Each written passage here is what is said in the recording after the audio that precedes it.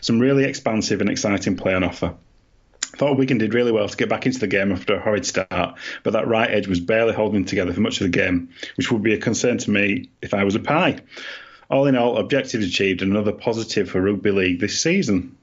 Yeah, I would say so. Well, a bigger worry on that right edge now is Liam Farrell's been starting on that right edge, and looks like he might be out potentially with a torn bicep. So that would be a couple of months at least, wouldn't it? It would. If that's the case.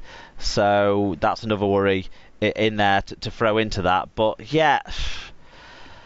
Go on then. Talk me through your emotions in the first 10 minutes then. Well, it was same old, same old. I've seen it before this year, haven't I? 3 games in a row we've had a bad start. We talked on the preview show about if Wigan can defend for 80 minutes like they've been defending for 60, 65 minutes in the 2 previous games, they'd give themselves a chance. And unfortunately, we didn't. We didn't. We didn't defend for 80 minutes. We were totally switched off. The first try that the Roosters scored was a complete and utter embarrassment from Wigan's point of view, and especially from Oliver Gildart's point of view. I know he'll be very upset with himself over it, and he's a better player than that. We all know he's a better player than that, but unfortunately on that occasion he was that shit. He wasn't better than it. So that's mostly on him. He missed him 3 times and barely did anything right there with that one. The second try is a lesson, isn't it, for Wigan, for the Super League, for those young players out on that side, and not so young Liam Farrell too, I suppose. But in not giving up, in a Super League game, probably the players that play would have been dead. Hicks was a microsecond away from blowing held up, wasn't he? Well, and that's what it was, Morris played to the whistle, put all his endeavours in, and really did do all the hard work. But Wigan should have been stronger and more resilient in that section. I think the third try by the Roosters was a well worked try. They forced some space to happen, and then 1-on-1 it was the pace that they were able to hit the ball with that caused the tackle to not be able to be pulled off really in that instance, rather than it being particularly poor defence. Like, good defence would have been stopping it, but it was just normal quality of defence. It was just great quality of execution, I think, from the Roosters on that regard for the third try. And the fourth try, well, no one gives a shit, the game was over.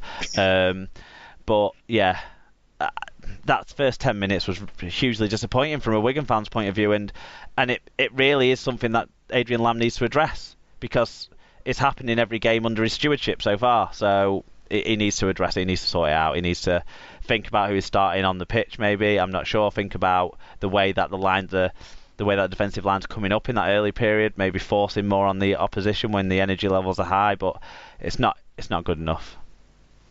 No. I mean, and you've got to say, you've got, I think, 14-4 at half time. You've got to say that Wigan have got to be pretty happy with how they went in, really, considering how it looked like it could have, as somebody said, it could have been a cricket score, couldn't it, at that point? Well, the Roosters had so much of the ball in the first half as well, and that's the benefit of Wigan's little bit more game fitness and sort of stuff in the bank meant that we were able to mount a bit of a attempt of a comeback that was never quite delivered on. But yeah, Wigan scored the best try probably of the first half, but they did not get enough chances in the first half because the Roosters really used their energy well in that first half, and Wigan couldn't make meters, could they, really? So the ball players had no opportunity to do out, really. So look, the first half was the Roosters. I think Wigan were a much better team in the second half, and probably the better team on the pitch in the second half. And I'm a little bit disappointed that we didn't make more of. Yeah, it felt more balanced in the second half, I have to say. And totally, that 10 points that we sacrificed in the early part of the game was a big reason why our execution wasn't so good in the second half as well, because there was not quite panic, but a level of over urgency that meant that mistakes were being made where otherwise they might not have been. And we also talked on the previous show about George Williams needed to make the right decision maybe 70-80% of the time rather than his usual 40-50% of the time, and And I think when you're under that sort of pressure of having to execute because you're so far behind, and you're playing against one of the defences of the ages, the way they finished last season, I just think it was never really going to happen. Sadly, as much as George Williams tried and played well, I thought, and that was one of the worst outcomes of this game for me. George Williams played well in front of an Aussie audience, I suspect, yet Wigan didn't win. Like, if we're going to lose him next year, I'd rather us have won, and we had something to show for it. But never mind. Never mind. Yeah, it was interesting to hear what Robinson was saying about he felt that his halves were like half a step off the mark just in terms of not having the games. Yeah. So that kind of, because if you look at the first two Brett Morris tries, they're both effort players, aren't they? They're not necessarily they're not structural players. So they're they're the things. As a defence, you're pissed off that you've conceded those, and they're not. They're not an indication that you've been split wide open by a good move. They're indications that you're just not matching up. And it was interesting to see that, if this game had been played maybe 2 or 3 games into the Chuck season, that, it might, early on, it could have been a cricket score at half time if they just had a little bit more composure from the halves, maybe.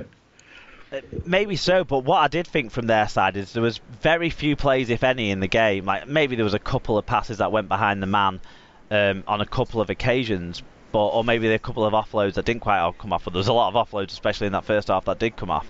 But what I did notice from them is every single time every play that they played, every player knew what they were supposed to be doing. There was never a time where it went to a man who was stood still. It went to a man who wasn't really, on board with what he's supposed to be doing.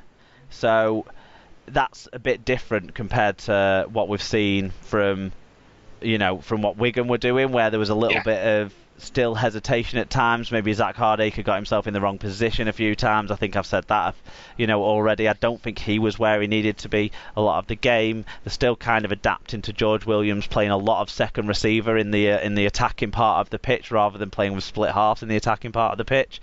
So there's still things that we're going to try and iron out, and against such a great defensive team like the Roosters, it's going to be difficult, whereas the Roosters did all know what they were doing every single time. There was no second guessing. It might have been a split second slower than when they're at the very best, but still, if they were at the very best, then Wigan would have had to rise another level of notches to keep it this close that they did.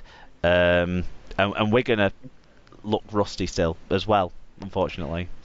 Yeah, as you say, I think Roosters are a structured-based team. I think that they obviously have talent in their squad. The Tedescos of this world and etc.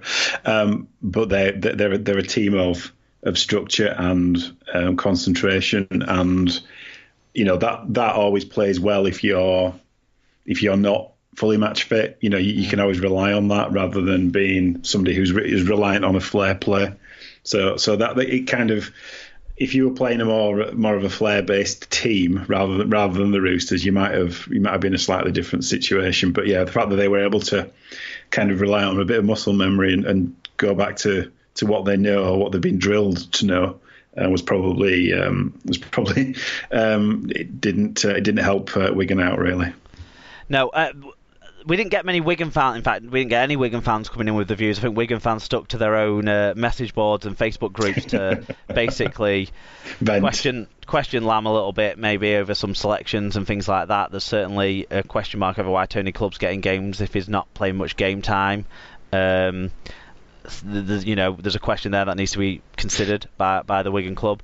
And if he's not trusting Navarrete or Isa to come on until the second half of games, then there's also a question mark there. Although Sean O'Loughlin was outstanding, which was a part of the reason why Willie Isa didn't come onto the pitch earlier in this particular game.